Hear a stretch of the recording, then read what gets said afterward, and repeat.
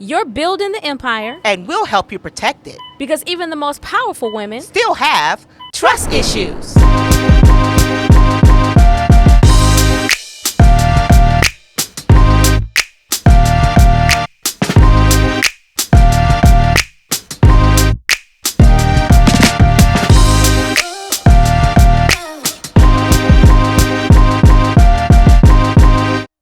All right, welcome to another episode of Trust Issues. I am one of your hosts, Erica Hall with Wealth Advisors, and I'm here with my girl. Yes, Urenia Ricks Johnson with Ricks and Associates PLLC, your resident attorney. And I am so glad today it's another episode of Trust Issues. We've been doing this for a minute, and I'm excited about our guest today. Yes. Listen, when we started this, we wanted to be the place where money meets mindset, power meets protection, and legal meets legacy. That's our moniker, right? That's our moniker, right? And I think that everything that we have been talking about has exemplified that, has expounded upon. You've been working so hard to build your financial, your empire, called your empire, everything that you steward over, and we just want to help you protect it. And we are giving you key things to think about in order to help you to protect your money, what you've built over this period of time. You need to have a means to protect it. Yeah, so lack of knowledge can be so detrimental. Yes. To your portfolio, to your life. And so we're kind of trying to go around the gamut of things that touch your life. So today we have a very special guest. Yes, we do. I'm so excited. I love her. I love her too because, she's our sister, right? Yes, she is. Yes, and she has been, and she's an expert. And we are so excited because we are bringing together our trust circle. Yeah. We're bringing together. Did you know you were getting in the trust circle? You're inducted today. I didn't know, but thank you for welcoming me. Yeah, so let me introduce our guest. She is our expert on real estate. We hear a lot of things about real estate, what's going on, what's not going on right now, and what you need to know. So today we brought a real estate expert in to tell you a little bit about, we're going to have a good conversation today about real estate and what you need to know and some reality checks today. Yeah, because, real estate when you have word on the street, we don't know what we're talking about. It's a buyer's market. It's a seller's market. You better, right? Everybody wants to be the expert, but trust me, it changes so fast. You don't want to blink. And so we want to make sure that we have our pulse from the people who are actually doing it every day. Yes. So Tonia Hobbs, she is our real estate expert. Welcome, Tonia. Welcome, Tonia. Thank you. Yes. Glad so we to want be to here. give you we wanted you to give us a little bit of background and to our audience about you and how many years you've been in real estate and just give us a little bit of background about who you are. Okay. Well, my name is Tonia Hobbs. I am a realtor with Keller Williams Realty Home and also the founder and interior stylist of Livable Lux Home. I've been in real estate actually 10 years, and then coming this August, it will be 11 years. Oh, wow. And then the design world. I started out in staging back in 2019, but most recently turned into interior design within the past year or so. So I've been in the game for a little bit. Okay. Mm-hmm. Okay. Yes, great. 10 years. That's you have 10 years is a good time frame to experience the different cycles For sure. of a market. Mm-hmm. So yeah, you'll get to take us through some of those things that you've been experiencing. Mm-hmm. So that's good. That's good. What areas are you in? You mean the cities? Mm-hmm. I predominantly am in Metro Detroit. I've only had a few transactions within the city only because of my network. Majority of the people that I work with are people looking in, say, Farmington Hills, Rochester Hills, downriver, Taylor area. Yeah. Usually when I get inquiries for the city of Detroit, because you have to know your market. Yeah. That's one of the things you have to be sure of when you're looking for an agent. Make sure your agent knows the market. Okay. Detroit is a different market. I don't know it as the back of my hand, especially when it comes to living downtown. Yeah. But those I usually refer. I have a concierge part of my business as well, where I refer individuals to people within my network. Yeah, Okay, yeah, I like good. that. Other agents that I've worked with. And we have agents who predominantly work Detroit. Okay. So I send to them as experts because they know the taxes, they know the ins and outs of the city, they know the inspectors, all that. So I leave it to the people who work within the city. Yeah, you got a trust circle. Yes. You got a circle of folks that you refer. That's good. You know where you work best, and then you know how to spread the love, and everybody can get a slice of the pie. Yep. I like that because that's where we're going. That's where we're going with this. That's where we're going with the trust circle. So definitely, and I want to say that I have definitely used Tonia in my business of when I have clients that need to sell their homes or just need to have a trusted advisor just to talk to people. Yeah. Tanya is my go-to. So I'm so excited that you're here and that Yes, you thank have been a trusted referral for Ricks and Associates. So I'm excited that you're a part of the circle. Yeah. Well, that's good. That's good because I have a couple of referrals for you too. Yeah. You got me thinking. Let's do it. Yes. So when we always want to wear a number of hats, or we love to participate in different conversations. But truly, what's going on in the market right now in the real estate housing? Are you doing commercial or housing, or you do it all? I do residential only. Okay. I tried the commercial early on. That's a whole different beast. Yeah. A beast that I'm not ready to slay. I love that. Yeah. Right. So I'll You know stay. your area. Yes, Right. I'll stay in my lane. My Yeah, lane so is what's- residential. Okay. And it's interesting you brought that up because that's the number one question that I get all the time. Should I buy now? Mm-hmm. My answer is I don't know. It's up to you. Yeah. Throughout the years, as you train or you learn your craft, right? That you go to these different classes and they come up with these crafted answers. And I'm like, that's just not me. Yeah. I'm not one to try to sell it to someone, right? I want you to get the right information. So when people ask me, should I buy now? I was like, I don't know. Are you prepared? They're like, what do you mean? Good response. Yeah. It's like, have you paid down your debt? Mm-hmm. Have you saved money? Yeah. Do you know what area you want to live in? Because that's very important. Yeah. I know we're going to talk more about it, but you can't want to live in Birmingham and you can't afford to live in Birmingham. Right? Yeah. Yeah, that's it. Yeah. Because I don't think we even take a full inventory of what it takes to be a homeowner, like if you're coming out of renting. And so, you may look at the mortgage and say, oh, well, if I compare the mortgage versus what I'm paying for rent, but all the peripheral expenses. Exactly. Oh, yeah. The ancillary expenses of home ownership is something that you have to take it. You have to count up the cost of, whereas you're renting and all those things are taken care of for you. You just pay a set fee. For sure. And then when you have a home, depending upon if you buy a new construction, each one of them have their own Yes, they do. animals. Yeah, they do. So whether They it's new do. construction or older home, there's still some incidental things that you have to consider. And that's one of the things that my first-time home buyers are fearful of when they're coming out of renting, because if something goes wrong, they call the apartment complex or the townhouse complex. Somebody's in charge of repairs or maintenance, right? But as a homeowner, you're it. You're it. You call yourself. I hear that same logic with people who want to, when they pick and choose between purchasing a vehicle or leasing a vehicle. They said, I don't want the care of the maintenance, or I don't want the to have to be responsible to think about the maintenance. With the lease, I know that there's a certain amount of maintenance that's going to be done in these 3 years, and then I'm giving the car back and getting another one. And so those are the considerations based on where you're going to live. And I think it's a legitimate concern.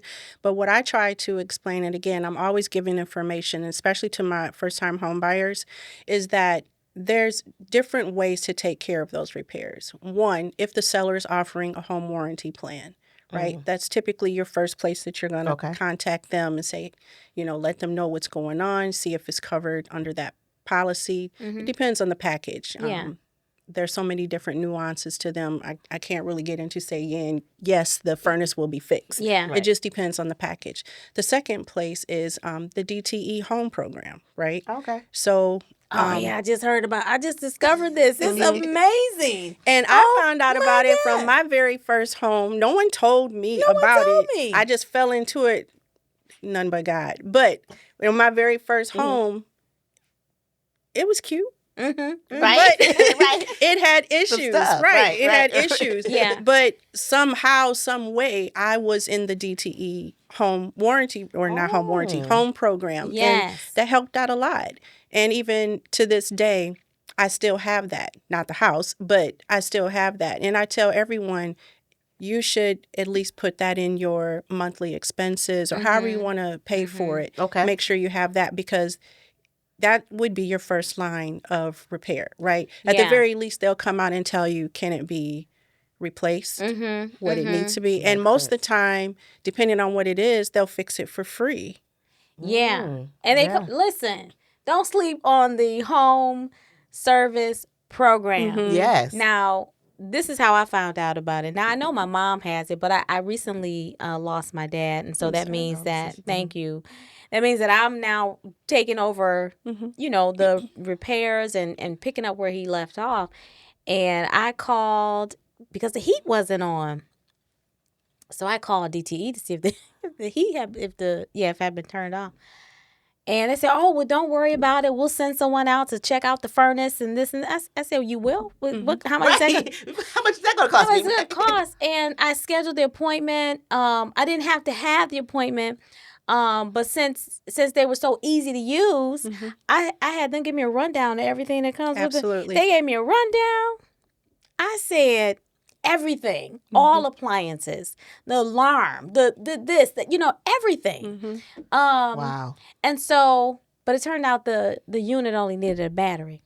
I had to replace the battery inside the thermostat for it to come back on. See? Yeah. And that's all it was. But I was sleeping on DT. I had no idea, but it's amazing. Yeah, it is.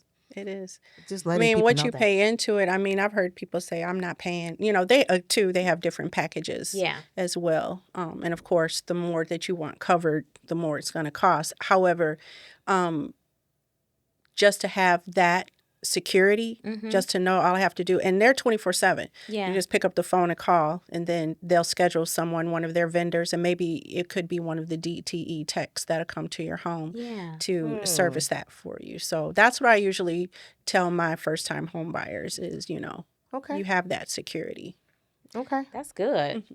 That's good. So basically what you're saying is you don't have to be afraid. You don't have to be afraid. There's a It won't plan. hurt. Yeah, there's a service to help, baby. to help you overcome those fears of your being a first time home Definitely. buyer. Something there that will buffer that for you. Yeah. That's good. That's good because I thought it was a man. Right? I thought it was a man helps, but you but it was a honeydew. Right. That's need good, that though. too. Right. But Tonia, tell us one of the biggest mistakes. Tell us at least one of the biggest mistakes buyers make. Ooh. One. Sounds like there's a few. So if there is a few, you can give us more than that. But just tell us what, as a buyer, what advice could you give a buyer? What are mistakes that buyers make? I think for me and my experience, because again, this can be subjective with different agents, but for me, I believe that a lot of buyers try to purchase outside of their buying power. Okay.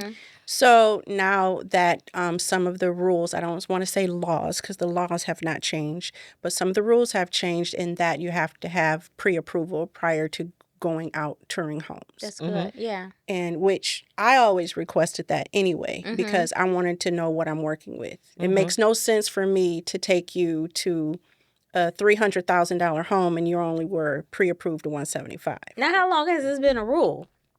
I mean, it's always been there, but it's never been enforced per se. Oh, right. So it's something that the agent could request. Right. And But say, within the "This is our past policy." few years, it has changed in that you have to have the pre-approval up front. Okay. Right. Yeah. So with that said, I think that's the biggest mistake that a lot of buyers make is that they have these grandiose, right? We all work from emotion and egos, right? We want to look a certain way. We want to dress a certain way. We want to smell a certain way. And they want to live a certain way. Yeah. Yeah. But it costs money to on do your those level. things. Yes, it costs. On your level. Because Yeah. building, Gotta we pay to gotta play. Yeah. Pay to play. We gotta So go then from when level we're to touring level. homes, Yeah. it was, I don't like the way the door is. I don't like the hardwood floors. I don't like the paint. And I'm like, well, I can work with you on that. We can change things. Don't look at things that can easily be changed, like paint. Yeah. The flooring, as far as carpet, you can rip carpet out. Hardwood floors, you can, resurface if they're not trashed, right? But you can't change the neighborhood. The You can't location. change, right, Yeah. the street. Some things you you can't change, Some right. things And you the can't neighbors. change. Correct. So those are that's how neighbors. I try to gear my buyers into Yeah. thinking about how do you want to live Yeah. in this house versus my girls are coming over. Where we gonna sit and kiki? Right? Yeah. Yeah. Exactly. Yeah. Those are things that the cosmetics and the lifestyle, and definitely, what about just the longevity? How long do you plan to be in the home? For sure. Yeah. And I try to talk with, especially my female buyers. I work with a lot of professional women, Yeah. and that's one of the things they always talk about. I'm buying this by myself, and I always envisioned. I'm like, girl, yes, you can do this by yourself. You don't need a man to buy a house, but Yes. we, together we can make a great team. We can get you there. All But that's the right. thing, is that they want to be there for a certain period of time. But then I always tell them, we're not selling the house. This is the beginning of your generational wealth, meaning this Okay. becomes a part of your assets. Yeah. Yeah. It becomes rental property. Yeah. So then you can get your second home, but you still have this home that you can rent out. And then that's how it works. And because a lot of times people are like, well, why do you keep saying generational wealth? What that mean? My kids don't want this house. It's not about your kids wanting the house. It's about what you can do with that house. Oh, wow. And we're all about legacy protection. Yes. Listen, legacy, that's it. That's what we are. We have been making sure that we let our audience know about legacy and building a legacy for your children's children. For sure. And like you said, it's not really about the house. It's about the legacy. It's about what you have, what your portfolio is, what you have, and treating that house as an asset. Correct. Yeah, because those were the things that were, if you look back at, or you look at the racial wealth gap, those were the reasons why, or these are the reasons why it's so large, is because of home ownership. Home ownership was the pathway to getting your, refinancing your home or taking out equity on your home to send your kids to college and, things like that. So For sure. I'm glad that you're expanding. Sounds like you're expanding the minds when they, when you work with someone, they're going to get a lot more than just a new home. I try to, because I would want that for myself, right? It is a scary time for some people. For some people, they might be the first one in their home, in their, family to even own a home, right? Yeah. They're more than likely the first one to graduate college, or to have what we consider a good paying job, right? So you have to be, especially within the community, you have to be that person to say, let me help you. Let me get you to where you want to be. Yeah. So we're bringing you great information today and a great resource. So if you are in the metropolitan Detroit area and you're looking for a realtor, we have one for you. Yes, you do. Yeah. Yeah, we do. So if they're looking right now, is right now a good time to buy? Is right now a good time to sell? You still haven't given me. Well, I mean, you want a direct answer. I don't know if I can give you a direct answer because it's personal to every individual, right? If the individual is, if you're talking about a buyer looking to purchase, if you've paid down your debt and you've saved money, and you, like I was saying, you know where you want to live, meaning can you afford that area, then yes, maybe it is time for you to start looking. Okay. But the first step again would be to go to a lender to determine your buying power, get that pre-approval.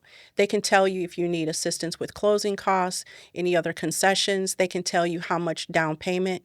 Now, there's a myth there too as well, is that people instantly think because, cousin Ray Ray, Uncle Lulu paid 20% down. Well, that was their package. That may not be your package. Your lender. There's so many programs available now that the lender can look to see what best fits your financial needs, right? You might get a conventional, that usually require 20%, but then there's a program that's saying it only requires you to put down 3%, right? Or now you can get gift monies to go towards your down payment or even your closing costs, right? So there's different ways to get into homes. And not only that, the state of Michigan has so many first-time home buyer programs available. Yeah, that's good. And a lot of people I was about to get on my soapbox, but get on the box. Get on the box. Because people always say they can't afford to get into homes, but there's so many programs out there. There's one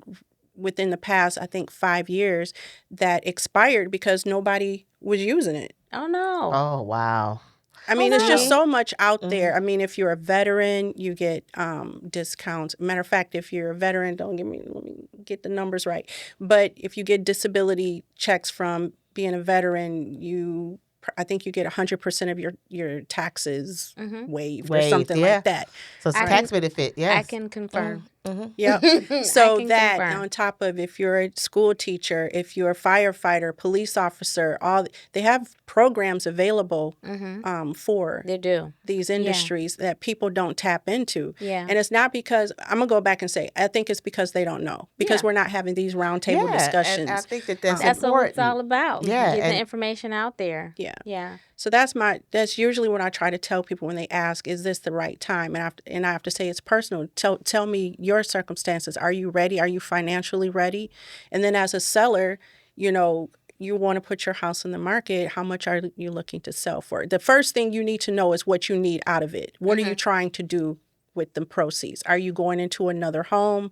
Are you using it to pay off bills? Are you leaving the state? Are you downsizing, going into an apartment because you're an empty nester? There's so many things involved in that question. So it's hard to say yes and it's hard to say no. You have to go by your own personal circumstances.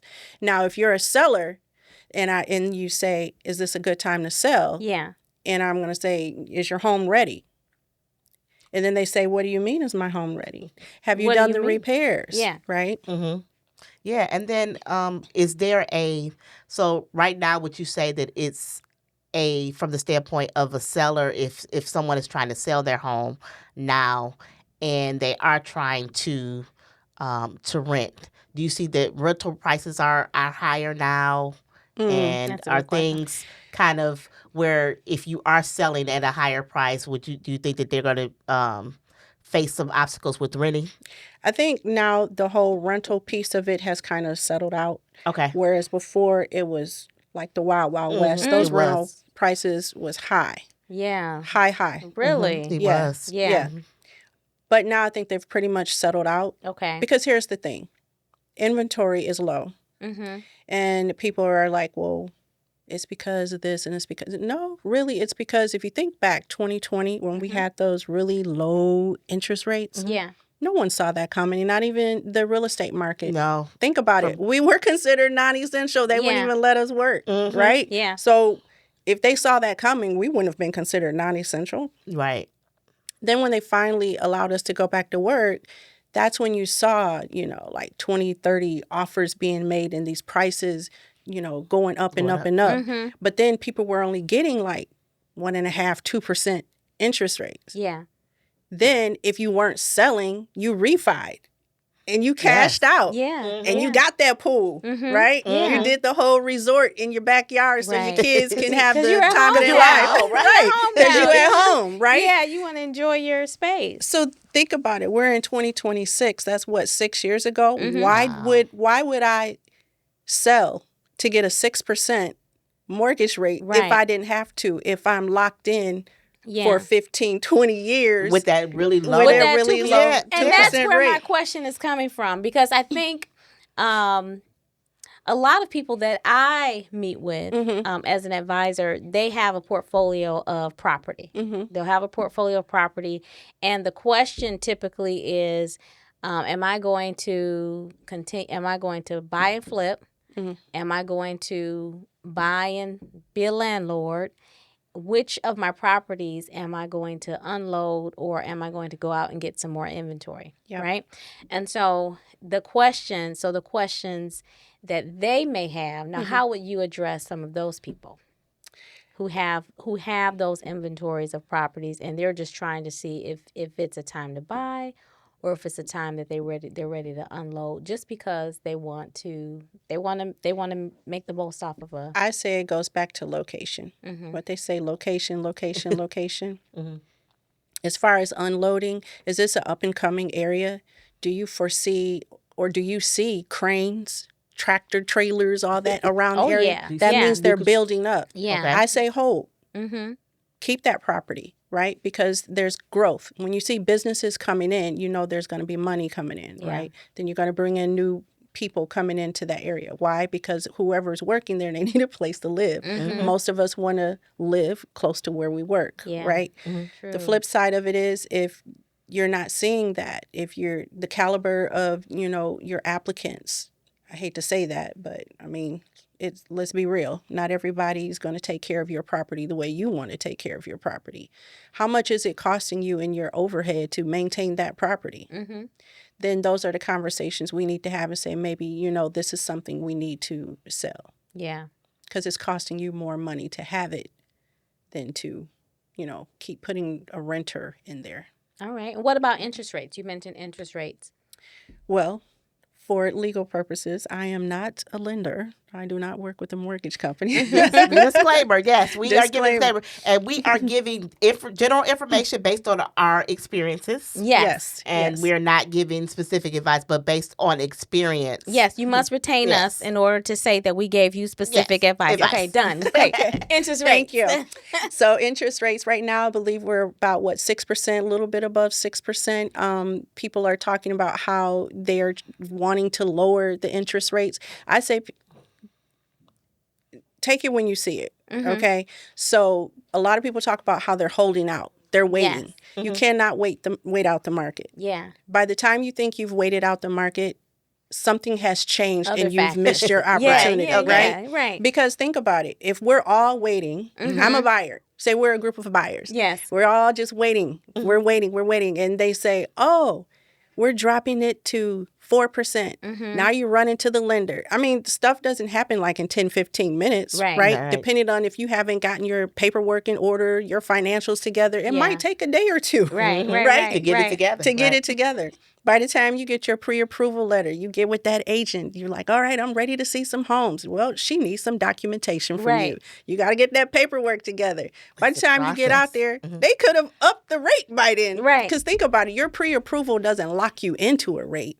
You're not locked into the rate until you are in contract. Right. And that's the thing that people don't understand. Okay. So you can't wait out the market. Yeah. Then you're going to have all this influx of people coming who are prepared, who are ready. They can say, I got all my paperwork together. I'm just waiting on that house. Woo! Yes, that sounds so like, it's better to get ready. You got to get ready. Right. So you stay ready, so you have to get ready. Right. Yes. So it sounds right. That's what I was going to say. It sounds like there are some things that you need to have in place on an ongoing basis. You need to have your financial advisor who is helping you keep your net worth and your finances together, so that you know on the horizon what you're planning to do over the next few months, so that you have that you've been saving that down payment or whatever it may be. And that's what I tell people. I believe that there's phases of it, right? The first phase is getting ready. Yeah. You've had the conversation with, your partner, loved one, or whomever else is going to be purchasing the home with you. If it's just you, great. You're preparing. You've put everything in line. I got to pay this off. I got to pay that off. I can't be shopping and hanging out with the girls like I used to. I can't be flying off to Paris, every other year. Gotta miss this trip. Right. Hot girl summer. Exactly. There's going to be some sacrifices, right? Yeah. The second phase is then, okay, I've changed my mindset. Now I'm in it to win it. So now I'm putting money off to the side, right? Right. I've cut the gym membership. I'm working out at home. I'm paying down the debt. You know what? I got rid of the Saks card. I'm working on the Nordstrom card, right? You paying it down, right? Yeah. Do you know your FICO score? Yes. That's right? important too. And then from the standpoint, like you said, as far as with that pre-approval, all those factors come into affect your credit score, your assets. All those things are constant when it looks at even getting a pre-approval for a set amount for a buyer to present the pre-approval to start looking. And let's not forget those student loans that you keep deferring. Because what does that go into your debt to income ratio? Mm-hmm. Yes. It does. Let me do my shout right now. I got to forgive him. But right. Praise the Lord. For forgiveness. Mm-hmm. And then now I want to go back to school. Right. See? And then the final phase is that you've done all that. You've paid off the debt. You've saved some money. Now let's take into consideration the lifestyle we want to live. Where do we want to live? What is that magic number in your head that you can afford? Because when we say mortgage, we're talking about what you're paying back to the bank, your taxes, and insurance. Right? Yeah. People don't think of those other two little things. Right. Yes. Yes. You know, and then there's escrow. You have to pay for escrow. And we're not going to, well, I guess we could if we have time, but then there's other things along the path of home buying that you have to pay for out of pocket, like your inspection, right? Do you have that up front? Or appraisal. Well, the appraisal is part of the lender, so it's part of your closing package. Okay. But still, right, all that goes into the contents of purchasing the home, and then of course the moving. Yeah. Yes. Moving ain't cheap. That's a very, very good thing. What about when you're talking about, because we throw out buzzwords and things like contingencies, like when you have a buyer, they're at the table, and we have like a purchase agreement, offer acceptance. At that point in time, when people say there's some contingencies, what are they talking about? Well, it could depend. Like, so they could say contingent upon me selling my house. Okay. So, for example, I put in an offer on your home. You accept my offer. We're under contract. Then in that purchase agreement, when I send it to you, the agent will write contingent upon, buyer selling their own home, which is listed, and they give the specifics. The agents talk. Maybe not the seller and the buyer will have the specific information, but the agents have that information. So if I'm representing you as the seller, then I have that conversation with you and I say, hey, their house is on the market. They've been getting a lot of tours. We're just waiting on that offer to come in. Okay. And then you make the decision if you want to say, yes, I'll accept their offer based on that contingency. Got it. So those are things within the contract that make things, something has to happen before an event happens, right? Yes. So a lot of times the contingencies that are in there, and they're very important. And that's the reason why you have to have an agent there that's able to effectively explain that to you. And I deal with a lot of contingencies when it comes from a legal perspective. Like if we're selling homes based on a probate situation, someone has passed away. There's some contingencies about legal actions that are happening. But understanding that's the reason why it's very important to have a trusted agent that understands not only the things connected to the real estate, but also understands some things that's connected to what's happening in the market and what's happening on both sides. Yeah. That's important. Another contingency that's popular is the rental. For example, after you close. Say, for example, you need additional 30 days. Yeah. That can be a contingency. You can say, I accept your offer. However, we need an additional 30 days to go. But at the same time, I can pay you rent. That's a negotiation. Everything is up for negotiation. Yeah. I can pay you rent for that time I'm in there. Maybe it's longer. But again, the terms of it can be negotiated. Yeah. So if having an effective negotiator, having an effective person that is representing you, because that's what an agent is. An agent is your representative. Exactly. Yeah, and the advocate and helping you have some realistic a realistic approach to not only the process, but what you want to list your house for. For sure. Yeah. I say that because I've had a couple of properties that I've sold, and I remember just going back and forth with my agent, and she's like, "You sure you want to list it for?" Yes. Well, I'm glad that she asked you that, because a lot of people, they just come up with a number, right? comparables, I know we've all heard about comparables, Yeah. but there's no magic number per se, right? Right. The house will sell what the market will bear. Yeah. You can list for $275, but the offers that you're getting, they might be $250, $225. That's telling you priced too high, right? Yeah. And buyers, when they make offers, they're going by what they see. So then my question to you as a seller, does your home present as a $275 house? Yeah. Do comps hurt you? No. It depends. If it's in your market. So if you're in the market, it's on a house on your block just went really depressed. Or someone just was in a hurry to get out and they just took the lowest. Or foreclosure. Yeah. Does that hurt your... One bad apple doesn't spoil the tree. Okay. What happens is if there's a golden apple on the tree and everybody else looks just okay. Okay. That hurts. That hurts. Okay. You can't be the prettiest girl on the block. Okay.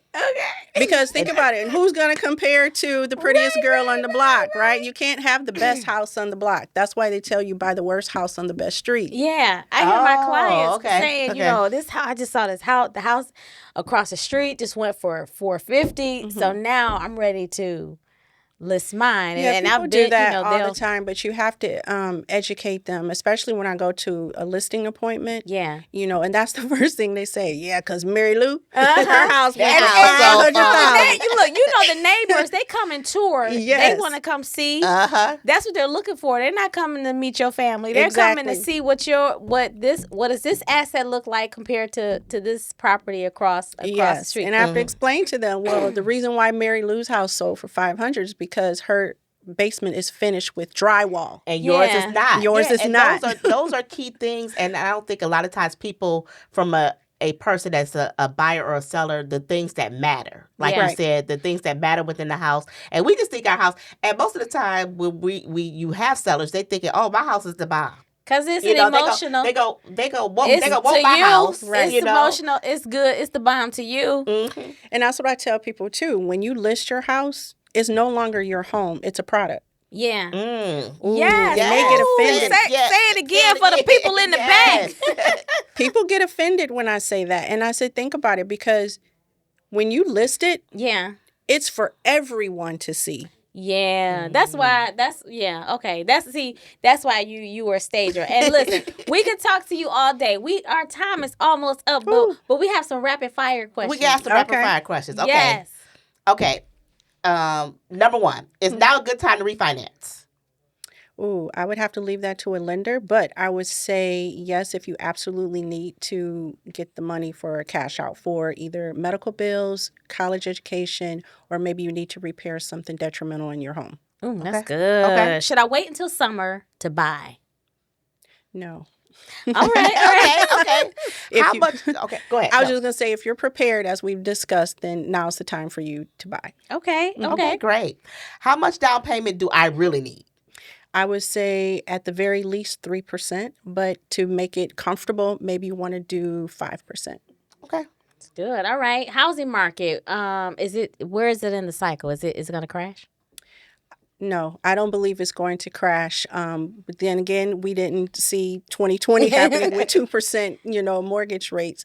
Inventory is definitely low, but I think that has a lot to do with, like we said, those who got in at a lower interest rate, the economic climate right now. There's a lot of uncertainties, but I don't see it crashing. No. Mm-mm. Good. You're awesome. Thank you. Tonia, if someone wants to get in touch with you, tell us a little bit about how they can contact you and what your social media, email. Just tell us how someone can get in contact with you. I am Livable Lux Home across all social media platforms. That's LIV as in Victor, ABLE, Lux, LUXE, Home.